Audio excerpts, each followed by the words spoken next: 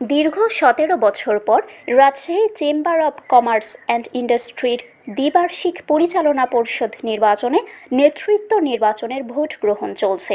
সভাপতি, সিনিয়র সহসভাপতি, সহসভাপতি এবং পরিচালক এই ৪টি পদে মোট ৪৬ জন প্রার্থী প্রতিদ্বন্দ্বিতা করছেন।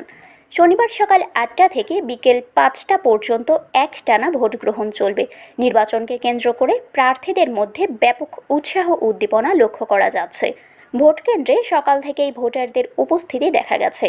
ব্যবসায়ী নেতারা আশা করছেন এই নির্বাচনের মাধ্যমে যোগ্য নেতৃত্ব নির্বাচিত হবে এবং রাজশাহীর ব্যবসা বাণিজ্যের নতুন গতি সঞ্চার হবে। আর ভোট জাতীয় নির্বাচনের মতোই সুষ্ঠু ও সুন্দরভাবে অনুষ্ঠিত হচ্ছে বলে জানিয়েছে প্রধান নির্বাচন কমিশনার।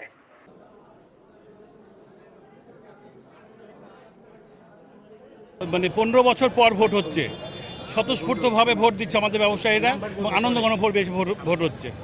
এবং আমাদের যেটা প্রত্যাশা সেটা হচ্ছে যে ব্যবসায়ীদের জন্য কাজ করা, ব্যবসায়ীদের কল্যাণে কাজ করা।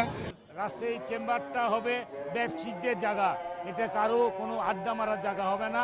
মেল কারখানা করার জন্য আমরা চেষ্টা করব যেন বাইরের থেকে দেশি যেসব ইনভেস্টার আছে তাদেরকে নিয়ে আসবে এবং মহিলাদের জন্য কর্মসংস্থার ব্যবস্থা করা যায় তার চেষ্টা করবো আমরা ইনশাল্লাহ।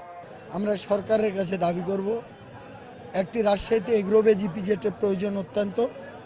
রাজশাহীতে একটি আন্তর্জাতিক মানের এয়ারপোর্ট যেখানে কার্গো মাধ্যমে আমরা বিদেশে আমাদের অর্থ অঞ্চলের আম এবং অন্যান্য শাকসবজি বিদেশে রপ্তানি করতে পারি।